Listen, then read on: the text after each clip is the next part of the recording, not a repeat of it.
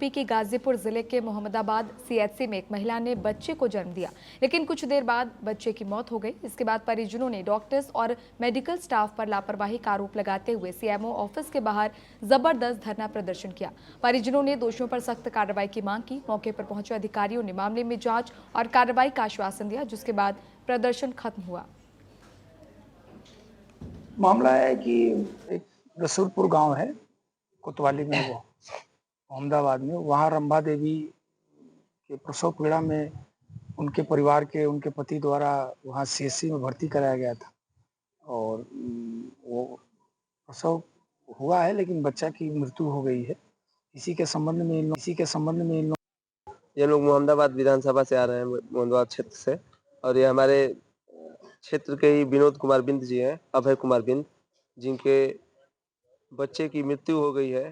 सामुदायिक स्वास्थ्य केंद्र मोहम्मदाबाद के सारे जो कर्मचारी हैं उनकी लापरवाही से, बिना डॉक्टर के दाई और नर्स के द्वारा एक प्रेग्नेंट महिला का प्रसव करा दिया गया, और नर्स को ये भी नहीं पता था कि बच्चे की नारा कितने इंच पे काटना चाहिए। इस तरह के लापरवाही की वजह से बच्चे यूपी के गोरखपुर में खाद्य सुरक्षा विभाग और पुलिस ने मिलकर नकली ब्रुक ब्रांड ताजा चाय की बड़ी खेप पकड़ी है। ये नकली चाय बिहार से लाई जा रही थी, लेकिन पैकेट दिल्ली से मंगवाए जाते थे, जिसे असली चाय जैसा दिखता है। वारी बाजार के अश्विनी यादव पर कंपनी ने कॉपीराइट एक्ट के तहत केस दर्ज करवाया। पुलिस को शक है कि इस पूरे नकली चाय रैकेट में बड़े लोग भी शामिल हैं। फिलहाल चाय के नमूने लैब भेजे गए हैं और मामले में आगे की जाँच जारी है। तिवारीपुर थाने द्वारा एक व्हीकल को रोका गया था और उस व्हीकल में चाय पत्ती लदी हुई थी और व्हीकल के पास बिल वाउचर नहीं था। इस पर संदेह पे पुलिस द्वारा खाद्य विभाग को सूचना दी गई। खाद्य विभाग की टीम मौके पे पहुंची और उन्होंने उसका जांच किया। जांच में ये पाया गया कि ये जो पैकेट है ये ओरिजिनल नहीं है। Hindustan Unilever Limited Brooke brand की चाय भंडारित थी। जब हम लोगों ने कंपनी को इसकी सूचना दी तो कंपनी के प्रतिनिधि वहाँ पे आए और उन्होंने बताया कि ये चाय हमारी नहीं है, बल्कि हमारे जैसे पैकेट की नकल करके बनाई। लखनऊ पुलिस लाइन के ट्रांजिट हॉस्टल में सीबीसीआईडी में तैनात एएसपी की पत्नी ने फांसी लगा ली। वो फर्रुखाबाद के पूर्व विधायक की बेटी थी। उनका शव पंखे के सहारे दुपट्टे से लटका मिला।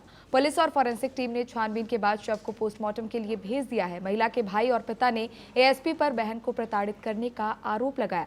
वहीं पुलिस सीसीटीवी फुटेज व अन्य साक्ष्यों के आधार पर मामले की जाँच कर रही है। आज दिनांक 30 जुलाई को सायंकाल लगभग 4 बजे थाना महानगर में एक ट्रांजिट हॉस्टल पुलिस लाइन स्थित एक पुलिस अधिकारी के पत्नी के द्वारा सुसाइड किए जाने की सूचना प्राप्त हुई। मौके पर तत्काल महानगर पुलिस पहुंची तो जानकारी हुई कि मुकेश प्रताप सिंह, जो सीबीसीआईडी में एडिशनल एसपी के पद पर तैनात है, उनकी पत्नी के द्वारा सुसाइड कर दिया गया है। परिजनों को सूचना दे दी गई है और मौके पर महानगर पुलिस द्वारा अग्रिम विधिक कार्यवाही पंचायतनामा आदि कराया जा रहा है। यूपी के मथुरा में श्री कृष्ण जन्मभूमि परिसर में मॉक ड्रिल का आयोजन किया गया। इसका मकसद लोगों को आपात स्थिति के लिए तैयार करना, जैसे अगर युद्ध हो, हवाई हमला हो या मिसाइल अटैक हो तो कैसे सुरक्षा मिल सके।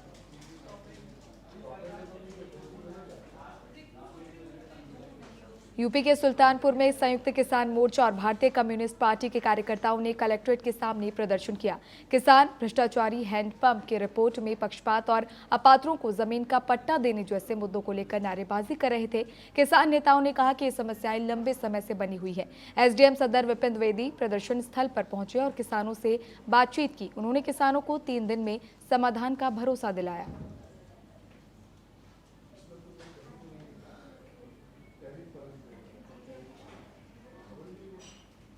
डिंपल यादव पर विवादित टिप्पणी करने वाले मौलाना के खिलाफ गुस्सा अब और बढ़ चुका है। श्री कृष्ण जन्मभूमि संघर्ष न्यास के अध्यक्ष दिनेश फलाहारी ने कहा कि जो भी मौलाना की दाढ़ी काटेगा और चेहरे पर गौ माता का गोबर लगाएगा, उसे 21 लाख रुपए इनाम दिया जाएगा।